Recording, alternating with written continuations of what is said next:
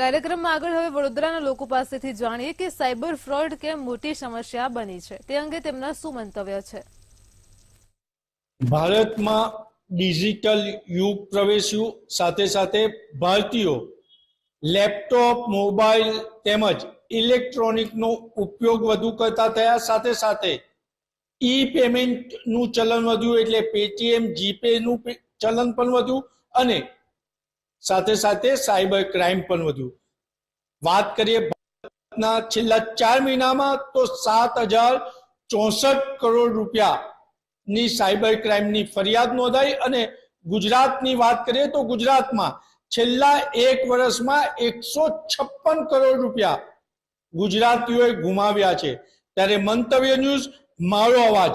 Cyber crime કેટલા પ્રકારના હોય છે, સાયબર ક્રાઇમથી બચવા શું કરવું જોઈએ અને સાયબર ક્રાઇમના અનુભવ શું થયા, એ વડોદરાના નાગરિકો પાસે જાણવા પહોંચ્યા છે। આપણે પહેલા એક મહિલા પાસે જાણીશું, કારણ કે સૌથી વધારે સાયબર ક્રાઇમનો ભોગ મહિલાઓ બને છે। તો આપણે મહિલા પાસે જાણીશું, શું કહો છો, ડિજિટલ યુગની સાથે સાથે સાયબર ક્રાઇમમાં વધારો થયો છે?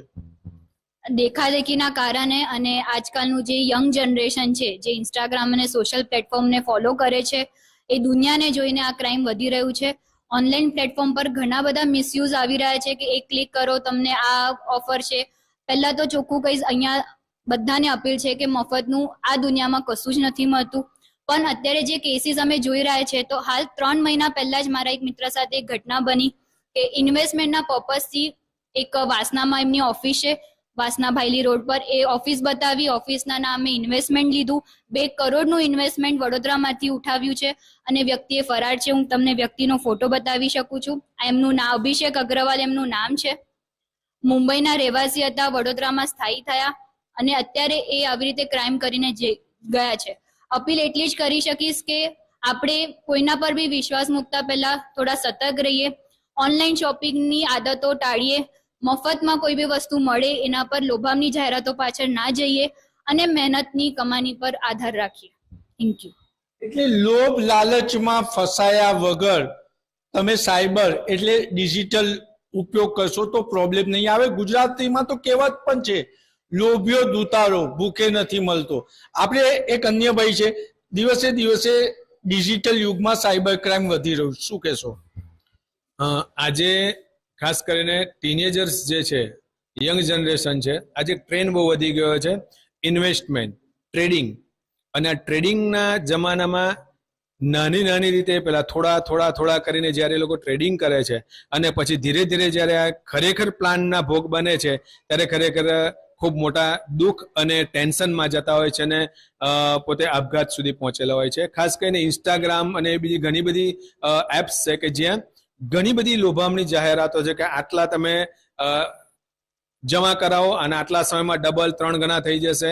મેં પોતે જોયા છે ઘણા સ્ટુડન્ટ્સ કે મા બાપ પોતાના બાળકોને જે પોકેટ મની આપતા હોય છે, સાચવતા હોય છે અને એ પોકેટ મની એક આ રીતની લોભામણી જાહેરાતમાં જ પોતે આ રીતે, અને ખાસ કરીને હવે બાળકો પણ પેલે જે ડિજિટલ પ્લેટફોર્મ પર જીપે કે વોટ એવર યુઝ કરતા થયા છે અને એના દ્વારા ઓન ધ સ્પોટ વિશ્વાસ મૂકીને તરત જ એ નાણાં જમા કરાવી દેતા હોય છે। બહેનો પણ આ રીતે પ્રોબ્લેમમાં મુકાતી હોય છે। સાથે સાથે ફાઇનાન્શિયલી નહીં પરંતુ પર્સનલી પણ જે ફેસબુક અને એના પર જે અમુક લોભામણી જાહેરાતો છે અને એના દ્વારા એ લોકો જે લોભાઈ જાય છે અને ફરી એ જે ચક્રવ્યૂહમાં ફસાય છે, એ ચક્રવ્યૂહમાંથી નીકળવું ખરેખર બહુ બહાર નીકળવું મુશ્કેલ બની જાય છે। તો આજના ટીનેજ ખાસ જણાવવાનું કે આ લોભામણી જાહેરાતો થોડા દૂર રહે એ જરૂરી છે।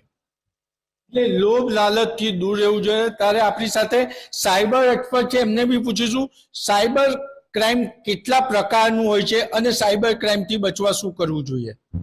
મંતવ્ય ન્યૂઝના માધ્યમથી હું જણાવી દઉં કે સાયબર ક્રાઇમના ઘણા બધા પ્રકાર છે, પરંતુ અત્યારે જે સૌથી 4 પ્રકારના સાયબર ક્રાઇમ જે સૌથી મોટા પાયે જોવા મળી રહ્યા છે સમગ્ર ભારત સહિત ગુજરાતમાં, તો તેમાં સૌથી પહેલા નંબર પર આવશે dating and romance scam, number 2 પર આવશે ઇન્વેસ્ટમેન્ટ સ્કેમ જે સૌથી મોટા પાયે ચાલી રહ્યું છે, નંબર 3 કે ટ્રેડિંગ સ્કેમ જે સૌથી મોટા પાયે ચાલી રહ્યું છે, અને ચોથું છે ડિજિટલ અરેસ્ટ સ્કેમ।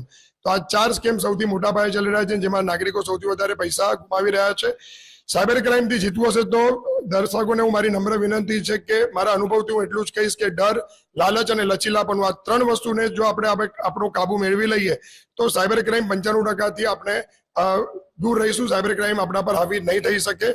અને ખાસ કરીને હું એટલું જ વિનંતી કરીશ કે જ્યારે કોઈ તમને ડરાવવાનો પ્રયત્ન કરે છે, કોઈ ફેક આઈડીથી તમારા સુધી પહોંચવાનો પ્રયત્ન કરે છે અને કોઈ તમને એવું લાલચ આપી રહ્યું છે કે 15%થી વધારે તમને રિટર્ન મળશે, તો તમારે એને ઇન્ટરનેટ પરથી આ બધી જે લોભામણી જાહેરાતો છે એને વેરીફાઈ કરવી અત્યંત જરૂરી છે. કોઈ ડરાવી રહ્યું છે તો તમારે નજીકના પોલીસ સ્ટેશનનો સંપર્ક સાધવાનો. તમારી માટે 1930 ઓપ્શન પણ છે.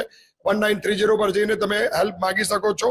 અને ખાસ કરીને જેટલા પણ એવિડન્સ કોઈ તરફથી તમને મોબાઈલ ઉપર મોકલવામાં આવતા હોય તો તમારે એ મોબાઈલના એવિડન્સ કોઈ ડિલીટ કરે તે પહેલા સ્ક્રીનશોટ રાખીને તમે તમારી પાસે મૂકી રાખશો તો કાનૂની સહાયમાં નિશ્ચિતપણે મદદ તમને મળી શકશે. અને મંતવ્ય ન્યૂઝના માધ્યમથી હું બીજું એક બાબત તમને શેર કરવા માંગીશ કે આપણે આપણા આ ડર, લાલચ અને લચીલાપણું આ 3 પર આપણે જેટલું ઝડપથી નિયંત્રણ મેળવીશું એટલા સાયબર ક્રાઇમને આપણે ડામી શકીશું. લચીલાપણું મહિલાઓમાં સૌથી વધારે જોવા મળે છે ને એના જ કારણે મહિલાઓ આનું ભોગ બને છે. આપણી સાથે સાયબર ક્રાઇમના ભોગ બનેલા યુવાન જ સાથે છે, આપણે એમની સાથે વાત કરીશું. શું કહો છો, સાયબર ક્રાઇમનો તમને એક અનુભવ થયો હતો, શું થયો હતો? સર, સાયબર ક્રાઇમનો અનુભવ મને અહીંયા નારાયણ વિદ્યાલયમાં જ થયો હતો. એકચ્યુઅલી અમારા પ્રિન્સિપાલ જે છે એમને વોટ્સએપ પર મેસેજ આવ્યો કે you have to update your KYC, અને એની નીચે એક થર્ડ પાર્ટી એપ્લિકેશન હતી એપીકે. મેડમે તરત જ મને કોન્ટેક્ટ કર્યો કે બેંકમાં કેવાયસી માટે તમે બેંકમાં જાઓ છો તો ત્યાંથી તમને કોઈ નોટિસ કે કોઈ મેસેજ આપ્યો છે કે નહીં. તો મેં મેડમને પહેલા જ કીધું કે મેડમ એ મેસેજ પહેલા બતાવો, કારણ કે જ્યારે પણ બેંકનો મેસેજ આવે છે ત્યારે તમારે બેંકના લાસ્ટ 4 ડિજિટ અંદર મેન્શન જ હોય છે. અને મેડમે જ્યારે મને વોટ્સએપ પર મેસેજ બતાવ્યો ત્યારે ઉપર પ્રોફાઇલમાં યુનિયન બેંકનું સિમ્બોલ પ્રોફાઇલમાં ડીપીમાં લગાવેલું હતું. અને જ્યારે એ જ કોન્ટેક્ટ નંબર હું ટ્રુ કોલરમાં ચેક કર્યો ત્યારે કોઈ થર્ડ પર્સનનું જ અંદર નામ બતાવતા હતા. એટલે પછી ત્યારે મને ખબર પડી કે થર્ડ પાર્ટી એપ્લિકેશન ડાઉનલોડ કરવા જેવી નથી, જેની અંદર તમે એ એપ્લિકેશન તમે ઇન્સ્ટોલ કરો છો તો તમારા ફોનના બધા જ ડેટા લીક થઈ જાય છે. એટલે થર્ડ પાર્ટી એપ્લિકેશન પણ ડાઉનલોડ કરતા ચોંકવું જોઈએ. અને મહત્વની બાબત એ છે કે કોઈ પણ દિવસે બેંક કોઈ પણ પાસવર્ડ કે ડેટા માંગતું નથી, તમારે રૂબરૂ જઈને જ કેવાયસી કરવાનું હોય છે. મહત્વની બાબત એ છે કે 1930 એ સરકારી ફોન નંબર છે, એનાથી તમે સાયબર ક્રાઇમથી બચવા માટેની માહિતી પણ મેળવી શકો છો અને ફરિયાદ પણ કરી શકો છો. આ હતા વડોદરાના નાગરિકોના મંતવ્ય. કેમેરામેન કેતન શિંદે સાથે નિલેશ બ્રહ્મભટ્ટ, મંતવ્ય ન્યૂઝ વડોદરા.